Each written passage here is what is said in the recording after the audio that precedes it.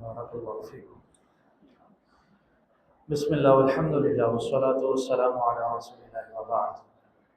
وقالوا، اور کہا انہوں نے، اور قالوا کہا انہوں نے، لن يدخل، نہیں ہرگز نہیں، ہرگز نہیں کا معنی دیتا ہے یدخل داخل ہوگا، یدخل داخل سے ہے نا، یدخل داخل ہوگا، الجنت جنت میں، الا مگر، من کانا جو ہوگا، ہودن یہودی، او نصارا یا عیسائی یا نصرانی۔ انہوں نے یہ خیال کیا کہ جنت میں داخل نہیں ہوگا مگر کون؟ جو یہودی ہوگا یا عیسائی ہوگا۔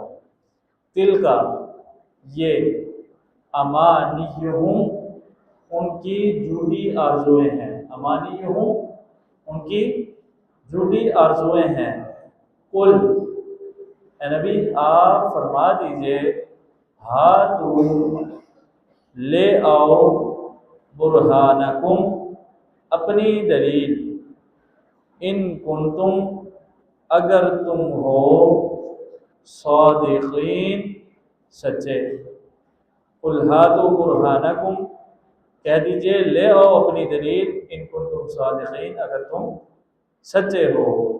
بلا کیوں نہیں، بلا کیوں نہیں، من اسلم من جس نے، اسلم جھکا دیا، سر تسلیم خم کر دیا، وجہہ اپنا چہرہ، من جس نے اسلم جھکا دیا، وجہہ اپنا چہرہ، للہ اللہ رب العزت کے لیے، وہو اور وہ، محسن نیکوکار ہے۔ محسن کسے کہتے ہیں؟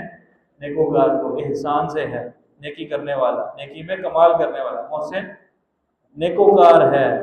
فَلَهُ تو اس کے لیے، اجرہ اس کا اجر ہے، عند ربی اس کے رب کے پاس، ولا خوف اور نہ ہی کوئی خوف ہے، علیہم ان پر، ولا ہم اور نہ ہی وہ، یحزنون غمگین ہوں گے۔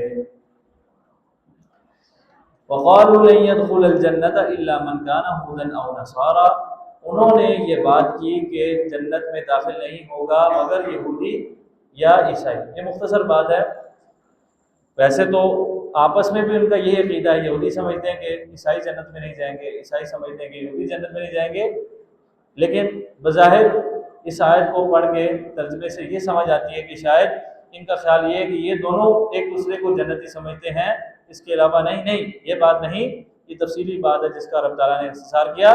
بات یہ ہے کہ ان کا یہ خیال ہے، یہودیوں کا یہ خیال ہے کہ یہودی ہی جنت میں جائیں گے، اس کے علاوہ کوئی نہیں۔ عیسائیوں کا یہ خیال ہے کہ عیسائی ہی جنت میں جائیں گے، ان کے علاوہ کوئی نہیں۔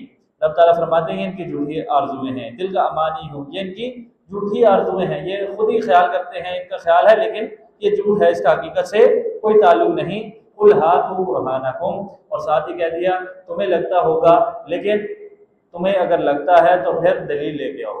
ہاتوا برہانکم اپنی دلیل لے کے آؤ، اپنے عمل کے اوپر دلیل ہونا بہت ضروری ہے۔ اس بات سے، اس آیت سے علماء مفسرین نے یہ استدلال بھی کیا ہے کہ سنی سنائی کے اوپر عمل کرنا یا بڑوں کے پیچھے چلنا یہ اہل اسلام کا شیوہ نہیں ہے، یہ اور لوگوں کا شیوہ ہے، یہود و نصارہ کا شیوہ ہے کہ ان کے بڑوں نے یہ بات کی، وہ بھی یہ کرتے ہیں، اگلی نسلیں بھی یہی سمجھتی ہیں، جبکہ حقیقت یہ ہے کہ رب تعالیٰ فرماتے ہیں ہاتھ برہانکم، دلیل لے کے آؤ، بات دلیل سے، دلیل کے علاوہ کوئی بات نہ سنی جائے گی نہ مانی جائے گی۔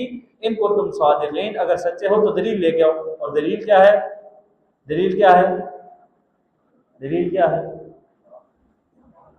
وہ تو مسلمان نہیں ہیں، ان کے لیے دلیل کیا ہے؟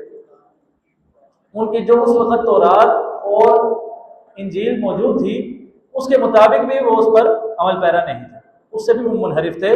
تو اس حوالے سے رب تعالیٰ فرماتے ہیں، اسی لیے رب تعالیٰ آگے جا بجا انہیں چیلنج دے رہے ہیں، قُلْ تَعَالَوْا إِلَىٰ كَلِمَةٍ سَوَاءٍ بَيْنَنَا وَبَيْنَكُمْ، جو ہمارے اور تمہارے درمیان مشترک چیزیں ان پہ آج ہم دیکھتے ہیں تو ہمیں مشترک چیز کو ملتی نہیں، کیوں؟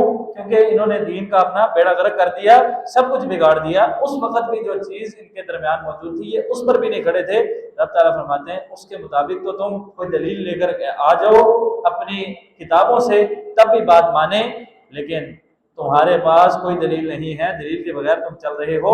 تم اگر اپنی کتابوں میں جاؤ گے تو تمہیں اس بات کی دلیل ضرور ملے گی کہ اس سچے نبی پر اب ایمان لے آؤ جس پر تم ایمان لاتے نہیں، تو یہ اصل دلیل ہے جس کے اوپر عمل کی ضرورت ہے، اور وہ تم کر نہیں رہے، اور یہی وجہ ہے کہ تم سچے بھی نہیں۔ بھلا کیوں نہیں، جنت میں جائیں گے، ایسا نہیں ہے کہ جنت کسی کے لیے نہیں، جنت میں جائیں گے، لیکن کون؟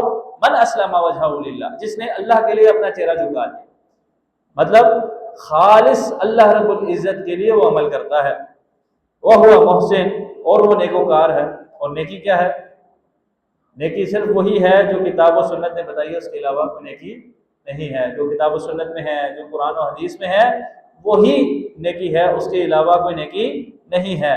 تو اخلاص بھی اور نیکی بھی کی جائے، پیرامیٹر آپ علیہ الصلوۃ والسلام، تو فَلَهُ أَجْرُهُ عِندَ رَبِّهِ، تو اس کا اجر اس کے رب کے پاس ہے، اور وہ کیا ہے؟ جنت ہے۔